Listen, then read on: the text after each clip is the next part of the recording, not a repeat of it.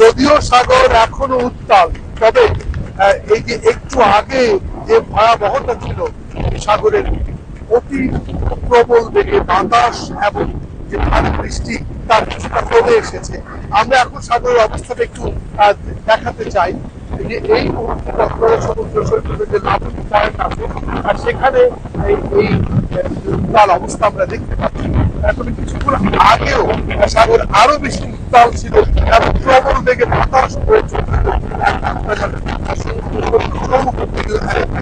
তবে এই দিক থেকে আমরা কক্সবাজার জেলা প্রশাসনের কর্মকর্তাদের সাথে যোগাযোগ করেছি। জেলা প্রশাসন শাহিন ইমরান যেটি আমাদেরকে জানিয়েছেন যে কক্সবাজারের যে উপকূলীয় এলাকা সহ তীরবর্তী এলাকার 10,000 মানুষ অতি ঝুঁকিপূর্ণ যারা, তাদের কাছ থেকে নিয়ে আসা হয়েছে এবং তাদের খাবার ও রাতে তাদের জন্য পর্যাপ্ত আলোর ব্যবস্থা করা হয়েছিল।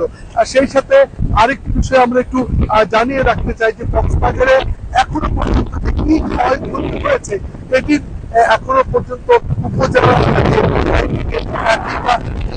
এলাকা থেকে সে কাছে নেই।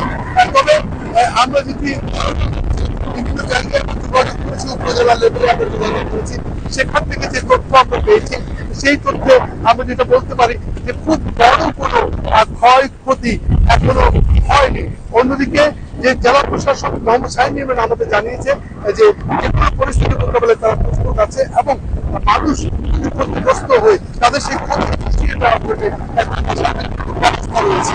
কক্সবাজার সমুদ্র সৈকত থেকে এই আমার হাতে থাকা সর্বশেষ